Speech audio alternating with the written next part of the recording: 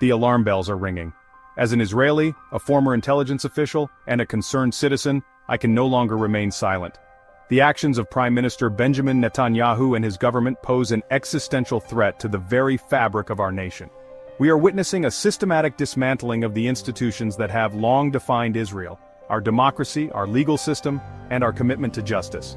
For 2 years, Netanyahu has waged a relentless campaign to consolidate power, erode checks and balances, and silence dissent.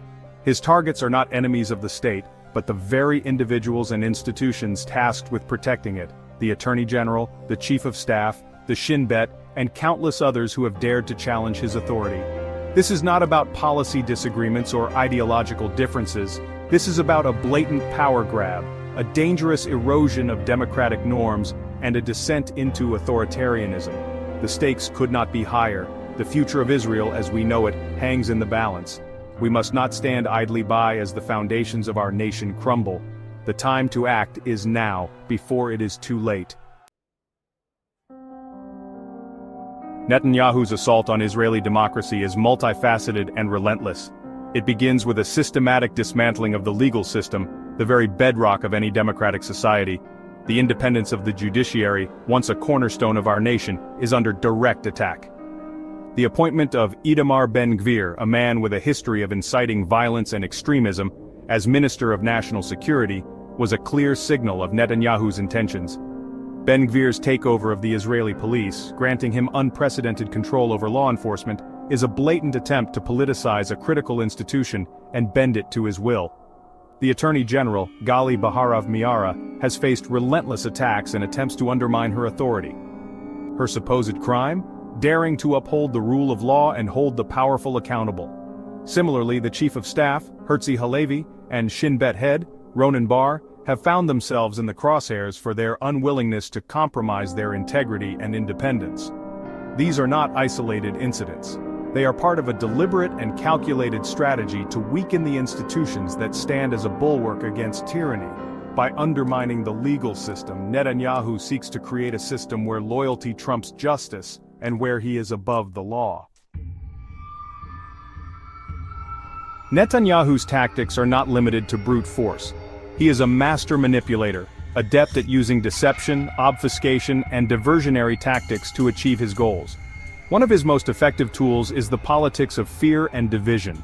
He consistently seeks to portray himself as the indispensable leader, the only one capable of protecting Israel from its enemies, both real and imagined.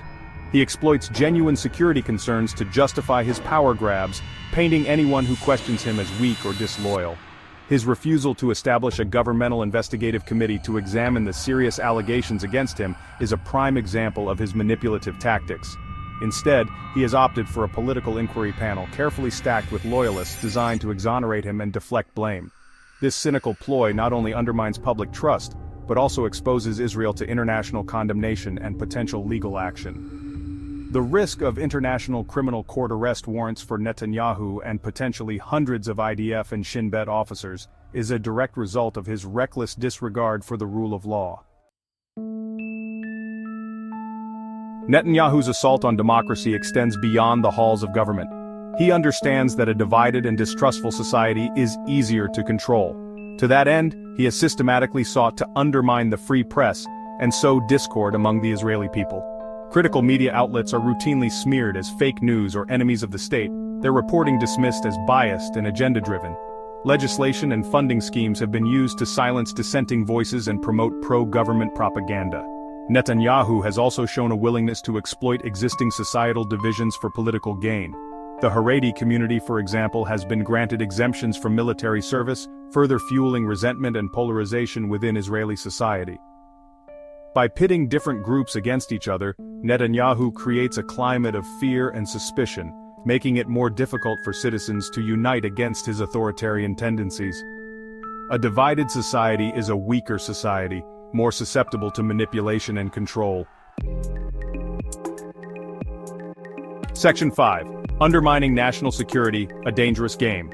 Perhaps most alarming is Netanyahu's willingness to undermine Israel's national security apparatus for his own political survival.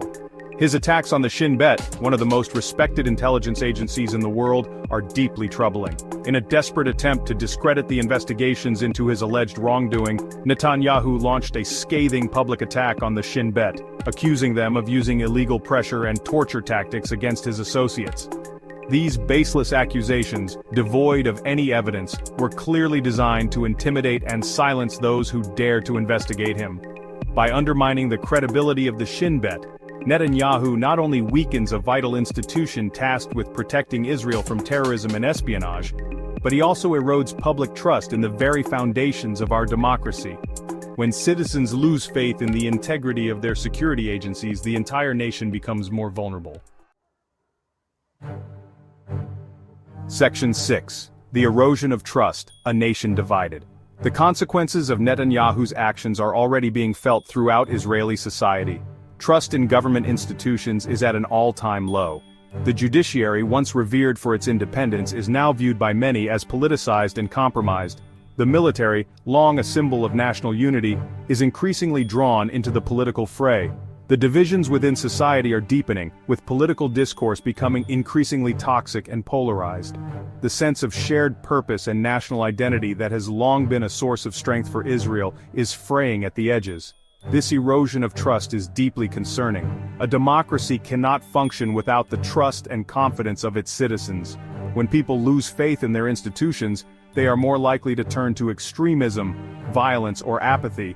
This is a dangerous path for any nation, but particularly for a nation like Israel, facing existential threats from its neighbors and internal divisions. Section 7. On the precipice, a warning for the future. The path we are on is unsustainable. If Netanyahu continues unchecked, Israel is headed for disaster. The institutions that have long been the bedrock of our democracy will crumble, replaced by a system of cronyism, corruption, and authoritarian rule. The rule of law will become meaningless, replaced by the whims of a single man. Freedom of speech and the press will be suppressed, dissent will be silenced. Israel will become a shadow of its former self, a cautionary tale of a democracy that succumbed to the siren song of authoritarianism. The international community, once a staunch ally, will be forced to distance itself from a nation that no longer shares its values. Israel's economy, heavily reliant on foreign investment and trade, will suffer. The Jewish state, once a beacon of hope and democracy in a troubled region, will become an international pariah. Section 8. Echoes of history, a familiar path to tyranny. History is replete with examples of democracies that have fallen prey to authoritarian leaders. Often the descent begins subtly, with small erosions of democratic norms and institutions. But over time, these small cracks can widen into gaping chasms, leading to the collapse of the entire system. We have seen this pattern play out time and again, from ancient Greece to modern-day Venezuela. The warning signs are clear. The rise of populist demagogues, the demonization of opponents, the attacks on the free press, the erosion of judicial independence, these are all hallmarks of democratic backsliding. We must not allow ourselves to be lulled into complacency by the false belief that it can't happen here. Democracy is a fragile thing, and it must be constantly defended. To quote Benjamin Franklin, those who would give up essential liberty to purchase a little temporary safety deserve neither liberty nor safety.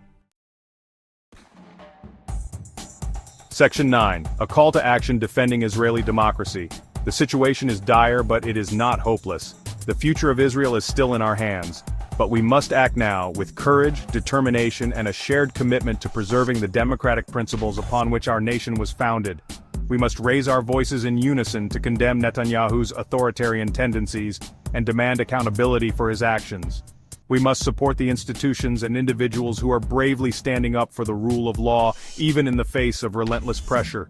We must educate ourselves and others about the dangers of democratic backsliding and the importance of civic engagement. We must be vigilant in guarding against the erosion of our democratic norms and institutions. The fight to preserve Israeli democracy will not be easy. It will require sacrifice, perseverance, and a willingness to put aside our differences and unite for the common good. But the stakes are too high to remain silent. The future of our nation, and the legacy we leave for our children, depends on it. Let us heed the warning bells. Let us stand together as one people, united in our determination to defend our democracy and build a better future for all Israelis.